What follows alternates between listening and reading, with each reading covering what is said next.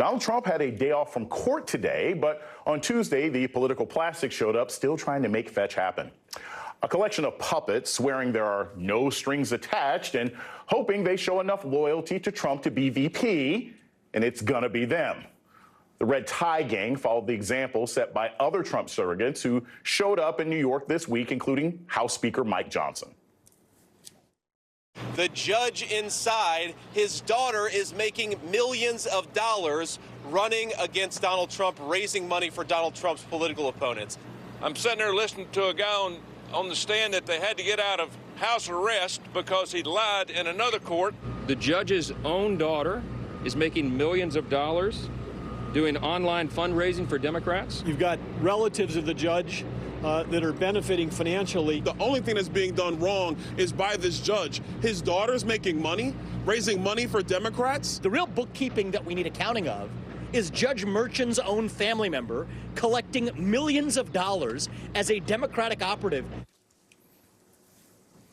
If it seems like there's a theme, there is. The attacks on Judge Juan Merchan's daughter and star witness Michael Cohen fall under Merchan's expanded gag order for Donald Trump. Trump's already been fined $10,000 for violating it and faces possible jail time for future violations. Also, Alabama Senator Tommy Tuberville admitted on right-wing TV.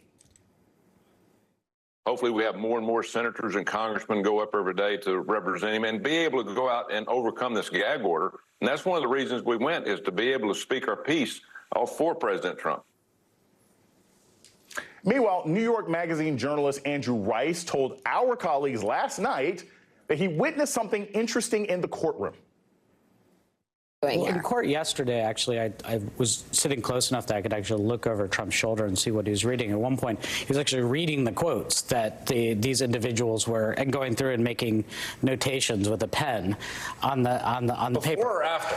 While testimony was going on, while Michael Cohen was testifying against him, he was actually going through and annotating and editing the quotes that these people were going to say.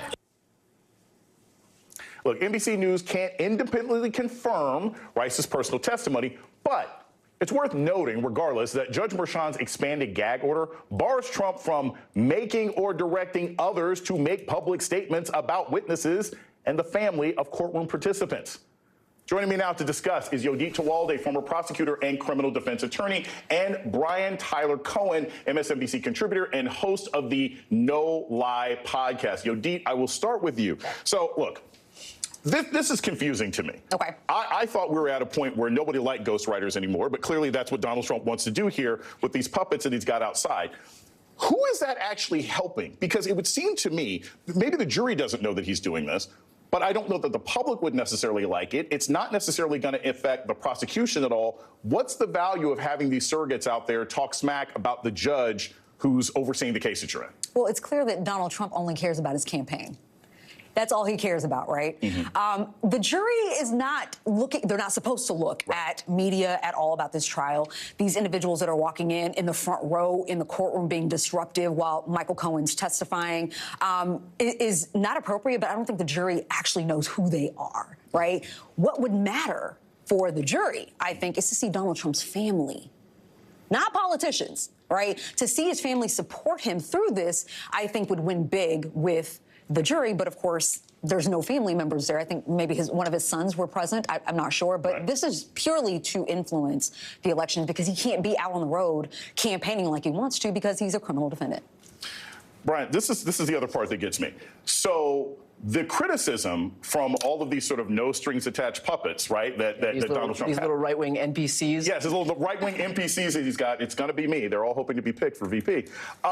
They're complaining that Judge Merchan's daughter is making money off of this, and yet Laura and Eric Trump they're fundraising off of this. They literally filmed an ad inside the courthouse with Trump's red tie surrogates and an appearance from Donald Trump. I mean, I know hypocrisy is not new here, But again, who is the audience for this? Because it seems to me that this seems to weaken whatever argument that the NPCs are playing. Yeah, I mean, there's gambling in this casino, right? I think at this point, Donald Trump is just vying to win in the court of public opinion. And we've seen reporting also that he's instructed his attorney to go harder against the witnesses, harder against Stormy Daniels. Obviously not something that's going to redound to his benefit as far as the jury is concerned. Right. But I don't think he really cares about that. This whole thing, to your exact point, is that this is all about the campaign. And Donald Trump is just trying to win a campaign.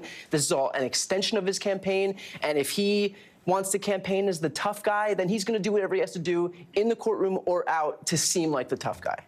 Yo, D, what's my strategy? I'm a Trump defense attorney. Okay. I went at Michael Cohen, right? He didn't break, right? He didn't break so far. So far. What's the thing that if I am Trump's defense attorney, I've got to get out of Michael Cohen to save my case? Because he's the guy. He's the person that if you can discredit him, hopefully the whole thing falls apart like Jenga. I think what they're trying to do is bring out the Michael Cohen that he is outside of the courtroom, who he has been, right?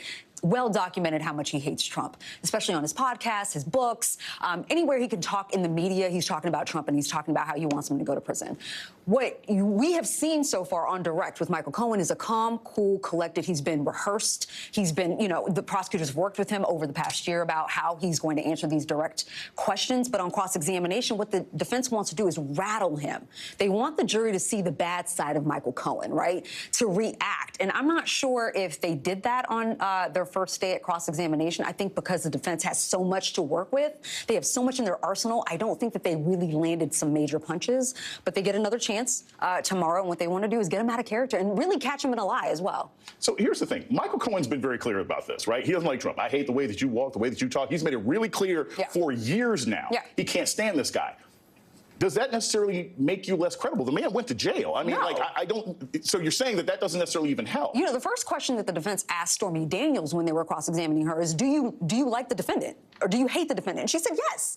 That gave her points because she could have lied and said, well, I don't have any ill will towards a man, but she was being honest about her feelings. So it's well documented, I think, throughout the entire testimony or prosecution's case through other witnesses.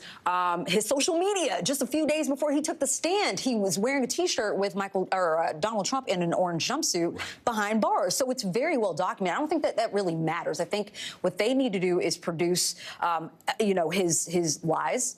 I think he might have lied on Tuesday. Right. If he lied on Tuesday, he could be lying to you. So you can't believe anything that this man says. He has motive. He has a personal and financial investment in seeing Donald Trump get convicted. And so that's what they want to keep, really demonstrating to the jury and make that argument in closing arguments. So I want to play some quick sound to you, Bryant. These are basically the political emotional support puppies for Donald Trump. I want to play some of that sound, get your thoughts on the other side.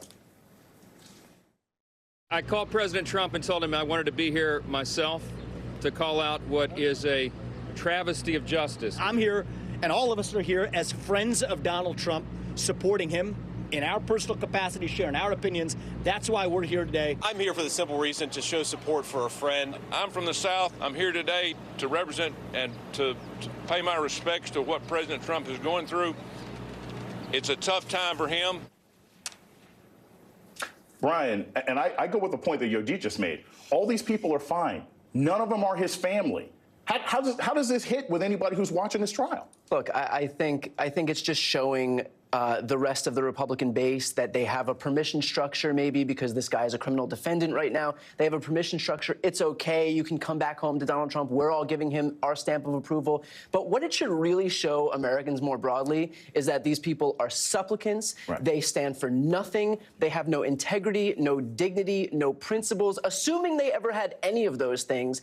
And they will just cast off any of what they claim to stand for in blind deference to Donald Trump. And especially someone like Mike Johnson, who views himself as the world's greatest defender of the Bible, to then show up in New York voluntarily and defend a guy who is facing 34 criminal charges for falsifying business records related to hush money payouts for an affair he had while his wife was at home with their infant son, is just so beyond the bounds of logic and decency that, like, it just goes to show that anything these people have claimed that they stood for means absolutely nothing. They stand for power. They stand for, you know, their deference to Donald Trump and nothing else. What about your friends, indeed? And friends like these don't necessarily help you. Yodit Tewolde and Brian Tyler Cohen, thank you guys so much. You are the best dressed people I've had on here today. Thank you.